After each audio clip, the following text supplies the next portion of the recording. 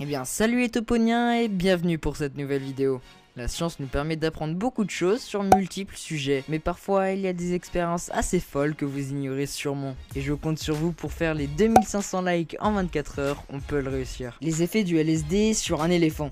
En 1962, deux chercheurs de l'université d'Oklahoma ont eu l'idée débile d'injecter une dose de LSD à un éléphant, ayant pour but de savoir quels seraient ses effets et comment il réagirait. Ils ont donc injecté 297 mg de LSD à l'éléphant. Ça ne paraît pas grand chose comme ça, mais quand on sait qu'une dose humaine ordinaire est de 0,1 mg, un rapide calcul nous permet de réaliser qu'ils ont injecté près de 3000 fois la dose normale à cette pauvre bête. Quelques minutes après l'injection, la bête s'est mise à barrir sans répit, à courir comme un fou dans son enclos avant de s'effondrer au sol, les yeux révulsés. Une heure après, malgré l'intervention des vétérinaires présents, l'éléphant était mort. Grâce à cette expérience, les scientifiques ont pu conclure leur expérience par une observation très réfléchie, qui est les éléphants sont très sensibles aux effets du LSD. Très réfléchi. Les chiens zombies.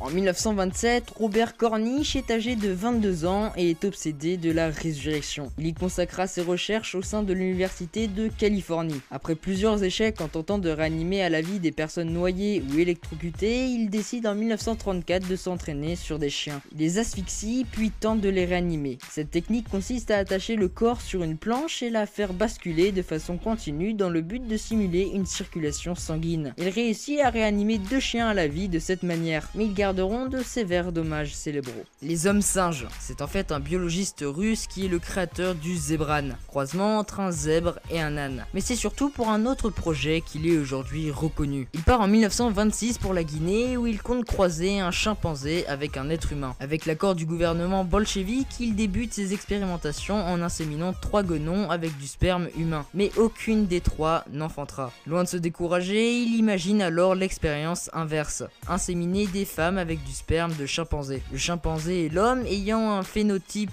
identique à 99%, soit plus qu'un zèbre et un âne. L'expérience a donc de grandes chances de fonctionner. Mais suite à des troubles politiques dans le pays, il sera obligé de s'exiler en abandonnant son projet assez fou.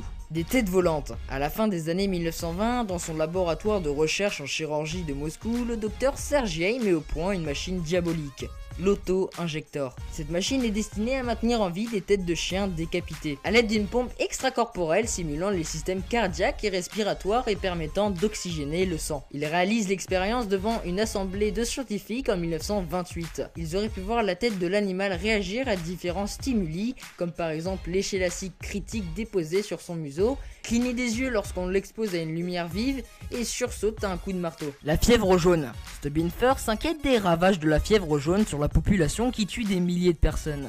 Ayant observé que le pic de l'épidémie fièvre jaune avait lieu en été, il en conclut que ce n'était pas une maladie contagieuse, mais saisonnière. Pour prouver sa théorie, il s'est incisé le bras et a fourré du vomi de patients infectés dans la plaie.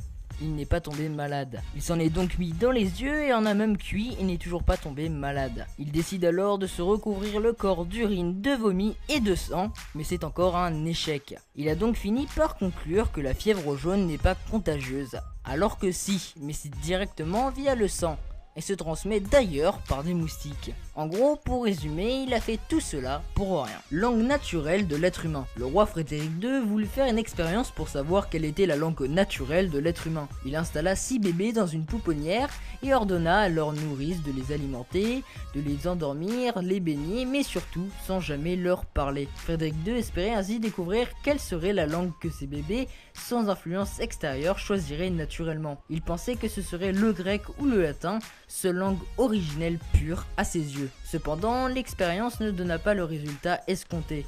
Non seulement aucun bébé ne se mit à parler en quelconque langage, mais tous les 6 dépérirent et finirent par mourir. Les bébés ont besoin de communication pour survivre. Le lait et le sommeil ne suffisent pas. La communication est aussi un élément indispensable à la vie. L'être humain est un être social. Il n'y a pas que la biologie qui lui permet de vivre, mais le social aussi. Unité 731. Lorsque les prisonniers arrivent dans le bloc Rho, c'est pour ne plus en sortir vivants. Dès leur arrivée, ils deviennent des bouts de bois. Cela signifie que l'on ne leur reconnaît plus aucune humanité. Ce ne sont que des objets à qui l'on peut faire subir les pires atrocités. Des maladies comme la peste, choléra, etc. sont inoculées sur des individus sains. Après Après cela, on regarde leurs effets et leurs évolutions. Quand un patient survit à un premier virus, un deuxième lui est injecté, et cela continue jusqu'à la mort dans les pires souffrances. Certaines expériences ne peuvent être légitimées par aucune rationalité scientifique. Mais l'esprit sadique et malade est présent, comme par exemple greffe d'animaux sur des corps humains, exposition prolongée aux rayons X, corps bouillis vifs, et plein d'autres choses. En tout cas, c'est la fin de la vidéo les tauponniens. Vous pouvez lâcher un like si ce n'est pas déjà fait et vous abonner si vous n'êtes toujours pas abonné. En tout cas, nous on se retrouve demain à 18 h pour une nouvelle vidéo.